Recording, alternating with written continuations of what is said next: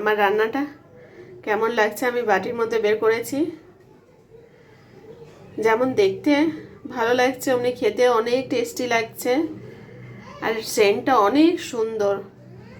তাহলে বন্ধুরা আজকে আমি রান্না করব কাশ্মীরি মিক্সড ভেজিটেবল। তো সেটার জন্য প্রথমে আমি গ্যাসটা অন করে নিচ্ছি। দেখো বন্ধুরা, আমি রান্নার তেল সাদা তেল আমি ইউজ করেছি। তোমরা চাইলে সাদা তেল বা সর্ষে তেল যে কোনো তেল ইউজ করতে পারো।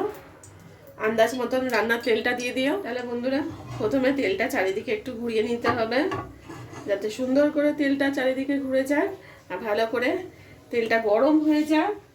তাহলে বন্ধুরা তেলটা ভালো করে গরম হয়ে গেছে।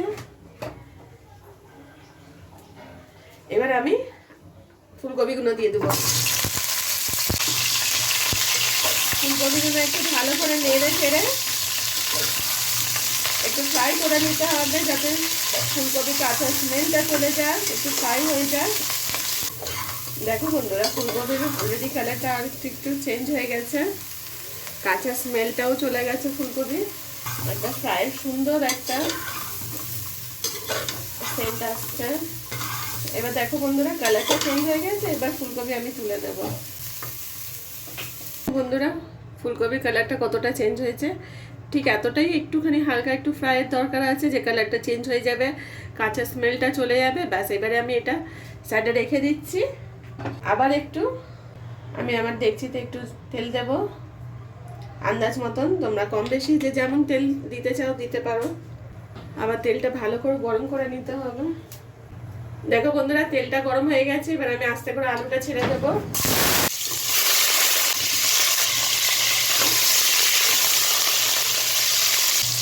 আলুর মধ্যে সামান্য একটু হলুদ দিচ্ছি, দেখো খুব বেশি না। আলুটা আমি কিছুক্ষণ ঢেকে দিচ্ছি, যাতে তাড়াতাড়ি এটা আলুটা ফ্রাই বি হয়, তার গলে বি যাক রান্নার সময়।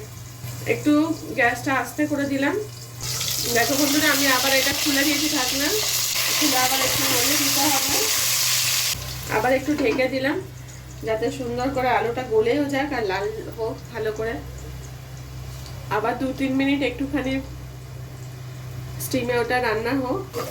দেখো বন্ধুরা আলু ফ্রাই হয়ে গেছে। আমি ফুলকপির সাথে আলুগুলো এবার তুলে নিচ্ছি। দেখো বন্ধুরা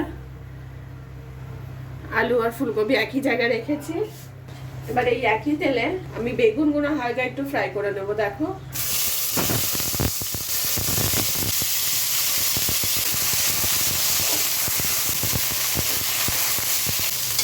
দেখো এইভাবে বেগুনগুলো হালকা একটু ফ্রাই করে নিতে হবে বন্ধুরা। এবার দেখো বেগুনগুলো সফট হয়ে গেছে, তো এবার বেগুনগুলো আমি তুলে নেবো। কালার চেঞ্জ হয়ে গেছে। দেখো আবার একটু তেল দেবো আন্দাজ মতন, অল্প একটু। দেখো বন্ধুরা তেজপাতা, বড় এলাচ, শাহি এলাচ, ছোট এলাচ, লং আর এটা হচ্ছে দালচিনি, এগুলো সব আমি একসাথে দিয়ে দিচ্ছি। এবার আমি পেঁয়াজগুলো দিয়ে দিচ্ছি। দেখেছো একটা অর্ধেক পেঁয়াজটা রয়ে গেছে, কিন্তু কিছু ব্যাপার নেই, যেটা এটা মিষ্টি হবে, আগের সময় এমনি ভুল হয়ে যায়।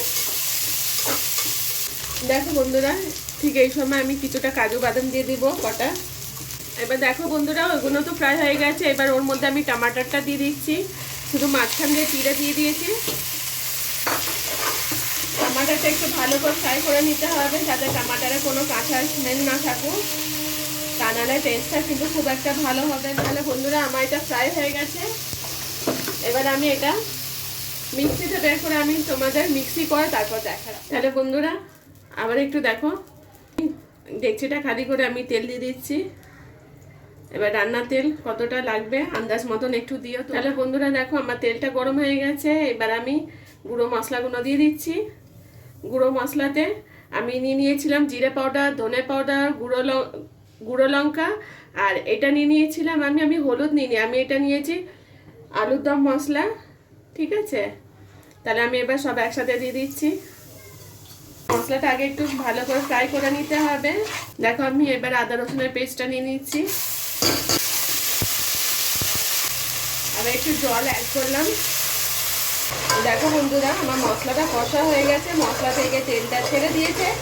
এবার আমি যে পেঁয়াজ, বাকি মশলাগুলো, পেঁয়াজ, টমাটার, গরম মশলাগুলো যে ফ্রাই করেছিলাম সেইগুলো বাটা হয়ে গেছে মিক্সে। এবার আমি এটা দিয়ে দেবো।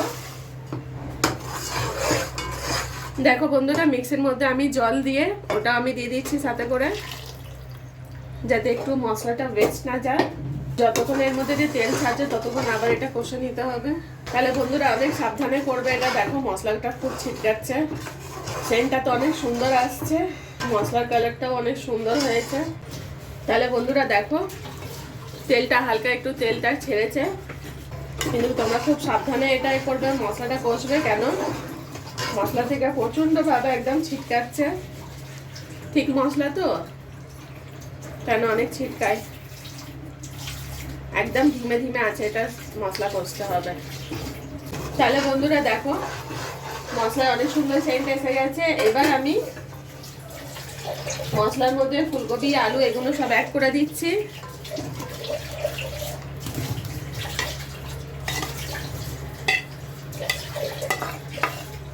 দেখো আমি যে ফুলকপিতে ফ্রাই করেছিলাম কড়ার মধ্যে কতটা তেল ছিল, তো সেটাও আমি দিয়ে দিলাম ছেঁচে। এবার এটা ভালো করে মিক্স করে নিচ্ছি।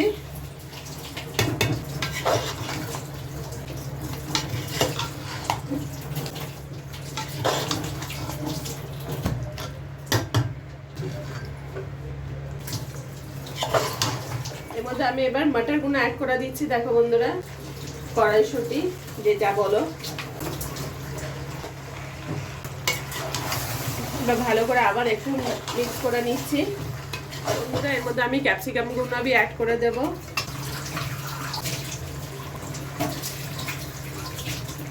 আবার ভালো করে মিক্স করে দিচ্ছি।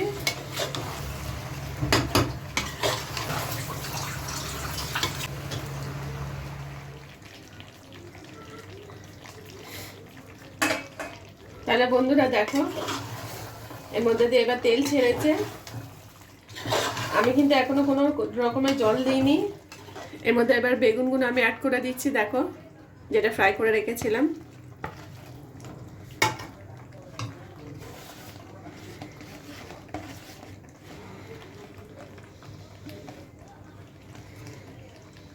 আর একটু ভালো করে মিক্স করে দিচ্ছি।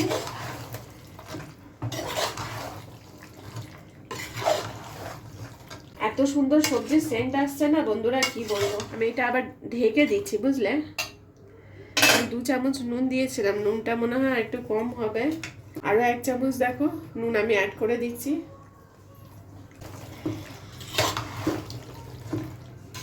আবার ভালো করে মিক্স করে নিচ্ছি, যাতে নুনটা প্রত্যেকটা জায়গায় ভালো করে মিক্স হোক।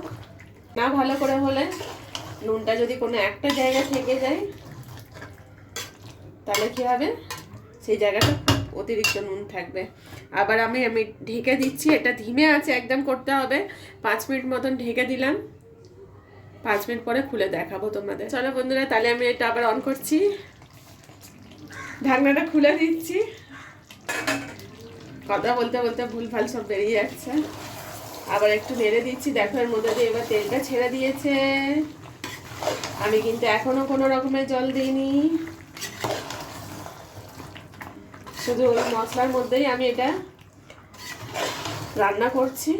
রান্নার সেন্টটা অনেক সুন্দর আসছে। জানি না তোমরা দেখতে পাচ্ছ কিনা। দেখো এখানে সাইডে সাইডে তেলটা ছাড়ছে, যেমন যেমন এটা গলছে। তা ধীমে ধীমে আছে করলে রান্নার টেস্টটা অনেক ভালো আসবে বিনা জলে।